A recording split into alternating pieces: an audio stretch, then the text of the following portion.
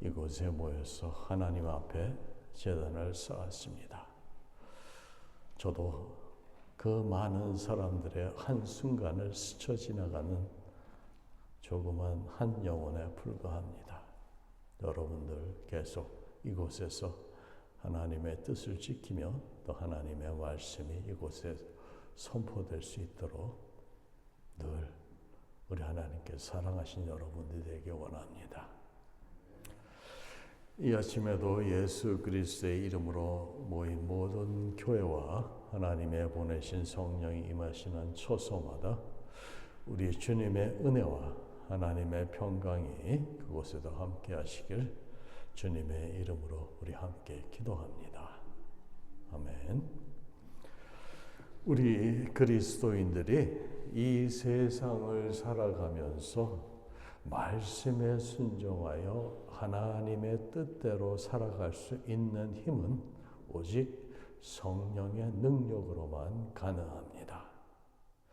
오늘은 여러분들과 본문 말씀으로 이 성령의 능력으로 길을 여시는 하나님의 섭리에 대해서 특별히 주께서 당신의 계획을 이루시기 위해 어떻게 당신의 사역자들을 인도하시고 때로는 막으시며 궁극적으로는 새로운 지경에 그 지경에 다다들어 그 길을 여시는지에 대한 영적인 통찰에 대해 살펴보면서 함께 은혜를 나누는 시간을 갖기로 하겠습니다.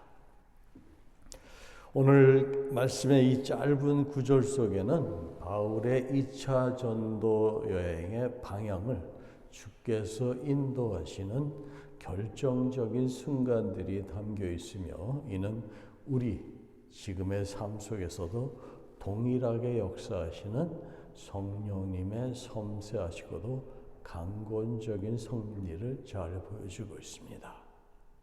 그때나 지금이나 또 앞으로 미래에도 이 성령의 역사는 변함이 없습니다. 청년 디모데를 얻은 우리가 지난주에 디모데에 대해서 잠깐 살펴봤죠. 어떻게 디모데가 이 사역팀에 조인했는지. 그래서 청년 디모데를 얻은 바울과 실라는 이제 아시아 지역에서 복음을 전파하고자 했지만 지금 여기서 말하는 이 아시아는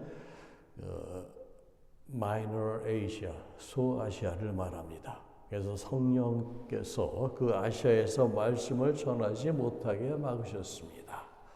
그들은 갈라디아와 부르기아 땅을 두루 다녔지만 성령께서 말씀을 전하지 못하게 하심으로 무시아에까지 이르게 됩니다.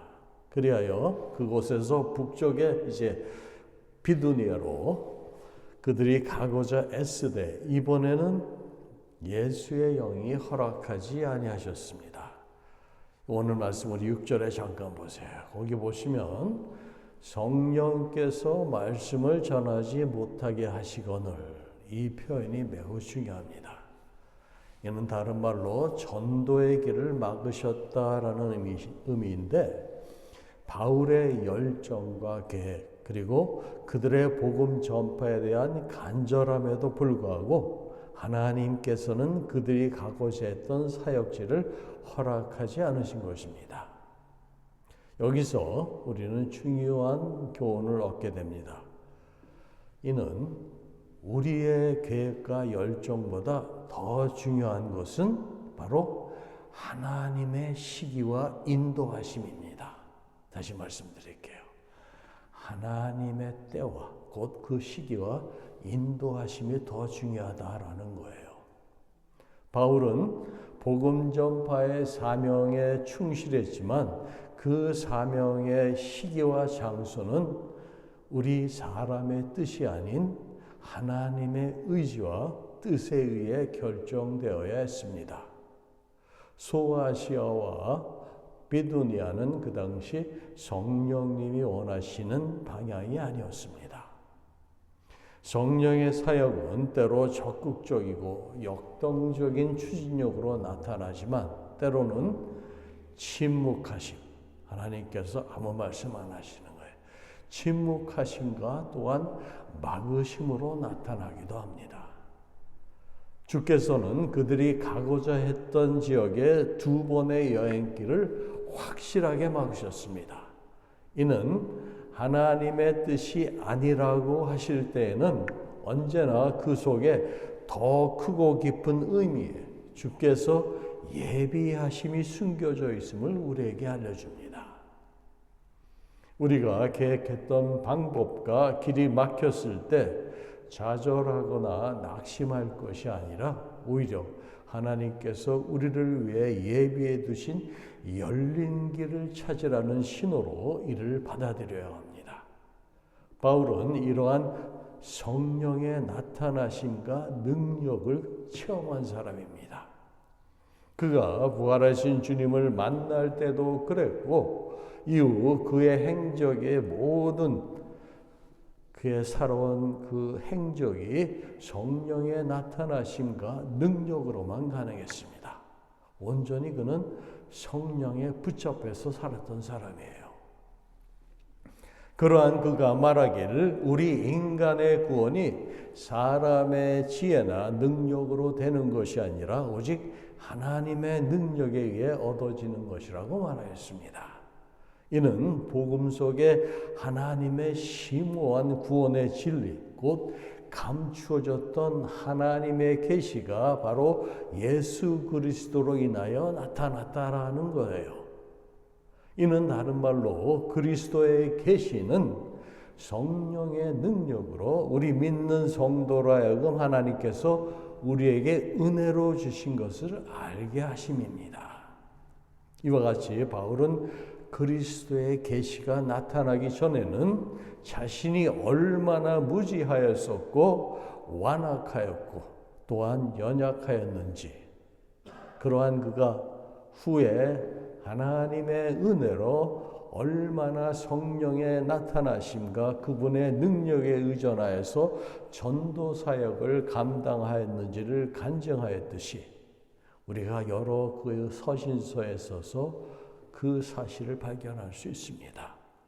이렇게 말씀을 전하는 복음 전도 사역은 전적으로 성령님의 역사 속에 이루어집니다. 결국 그들은 모든 길이 막힌 상황에서 드로아라는 항구 도시에 이릅니다. 우리 8절 말씀 보세요.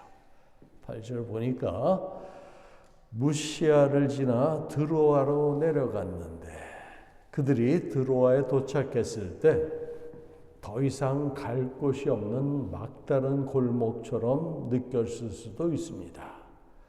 소아시아로 가는 길도 막혔고 또 북쪽으로 가려고 하니까 그 비두니아로 가는 길도 막혔습니다.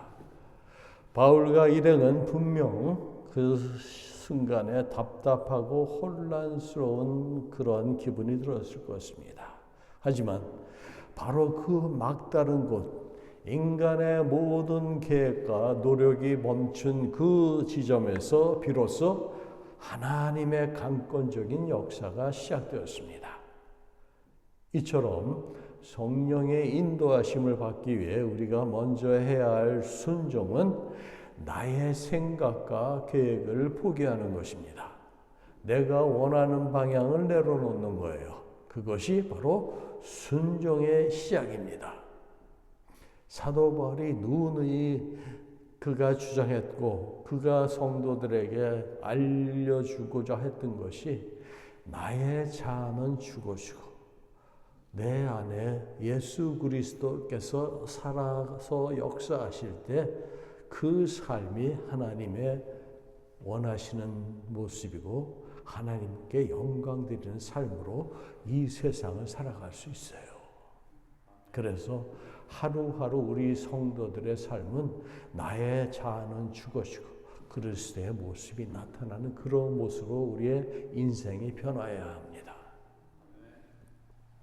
그래서 그 인생길이, 우리 성도들에게 인생길이 신앙이라는 이 먼 여정의 길을 걸어가고 있는 우리 그리스도인들에게 성령님께서 먼저 원하시는 것은 열심보다 온전한 순종입니다.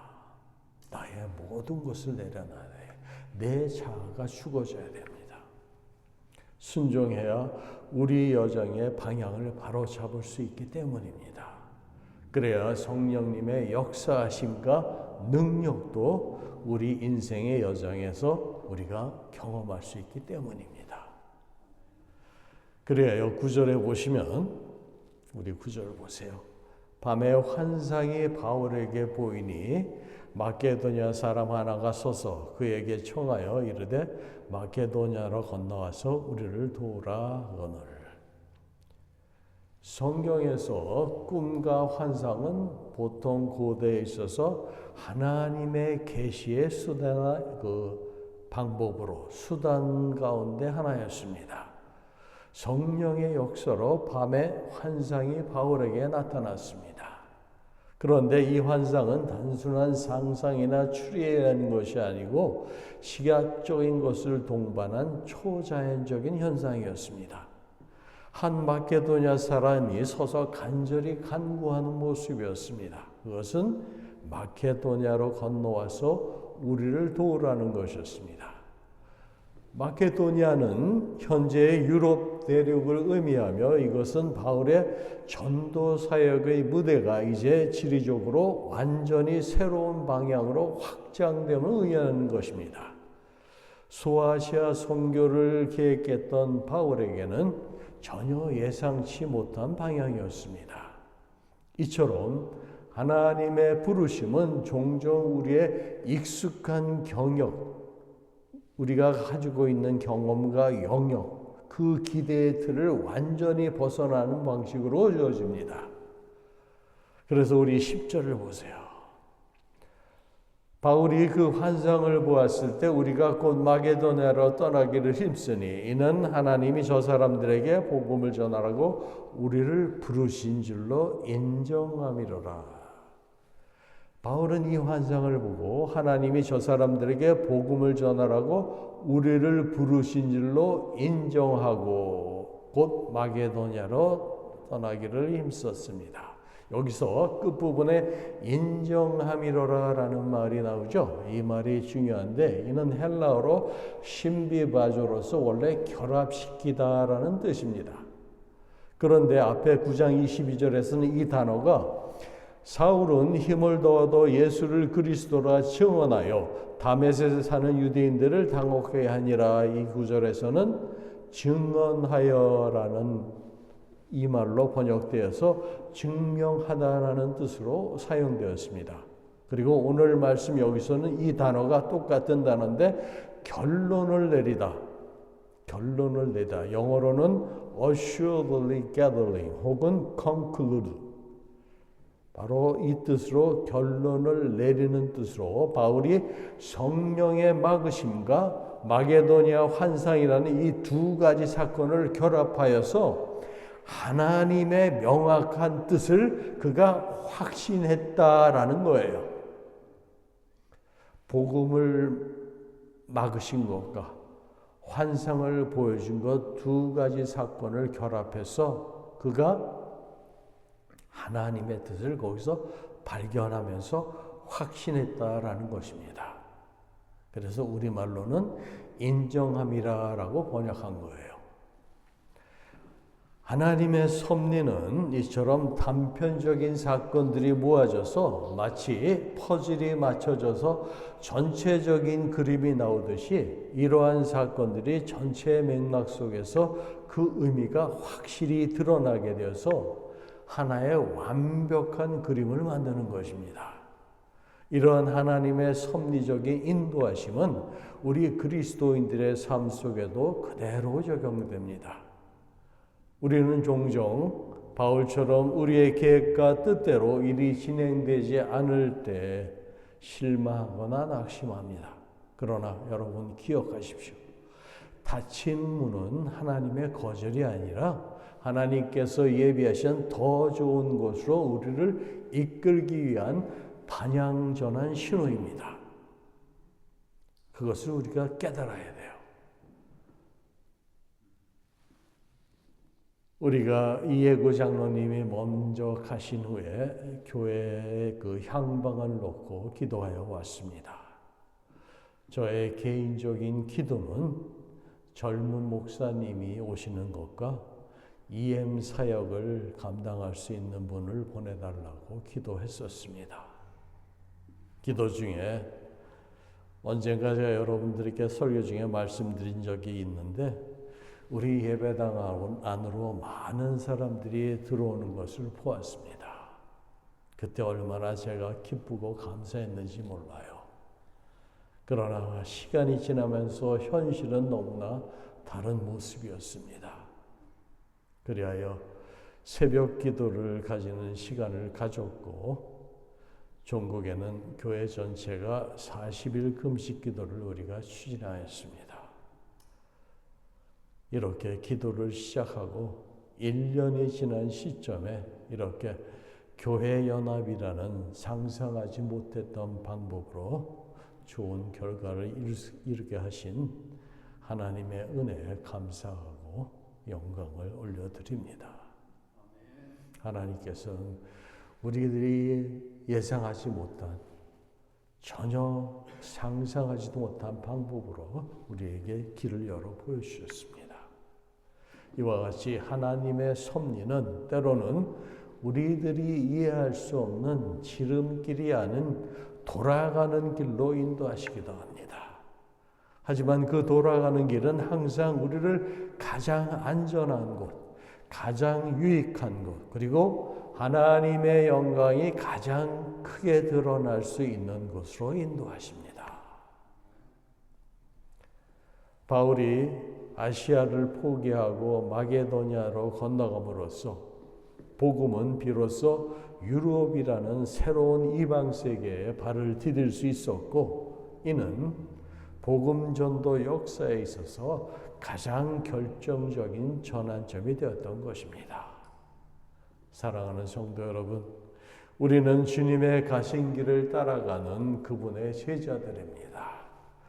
우리의 지나온 삶들을 이 시점에서 한번 되돌아보시기 바랍니다.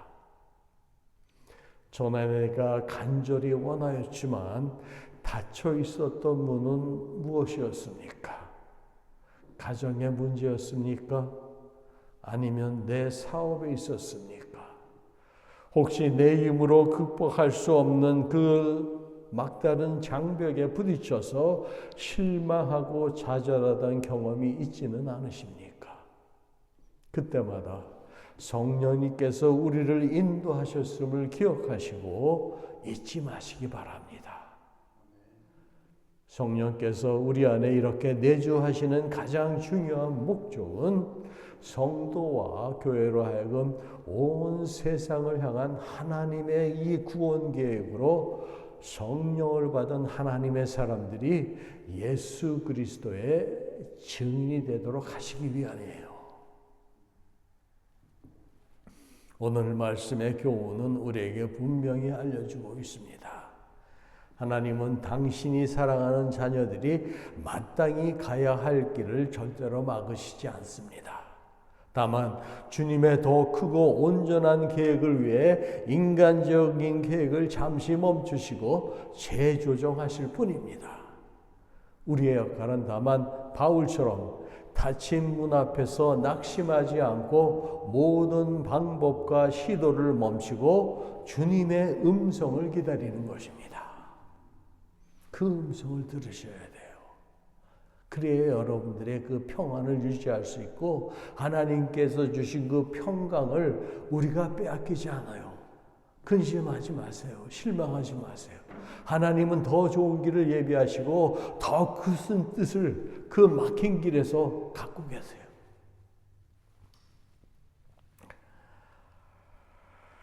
사도 바울은 다메섹 회심 사건 이후 로마에서 그가 순교하기까지 그의 33년에 남은 그 기간을 이러한 방법으로 하나님의 선교 사역을 감당하였습니다.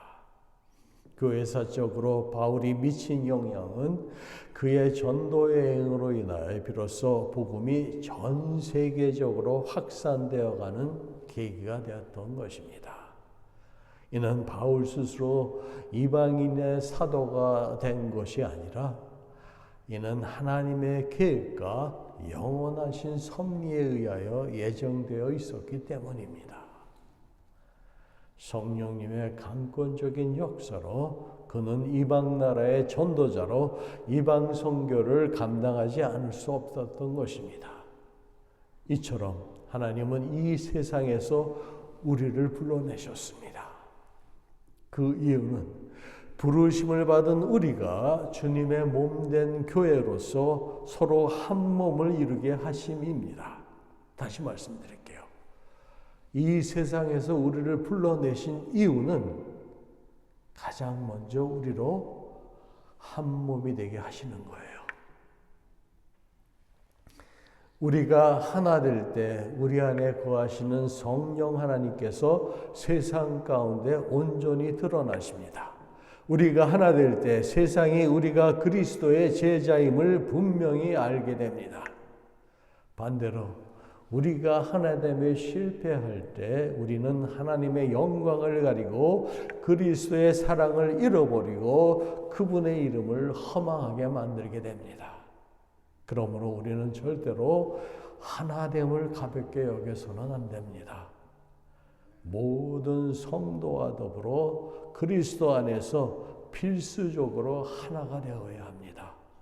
그것이 우리의 부르심에 합당하게 준행하는 순종의 시작인 것입니다.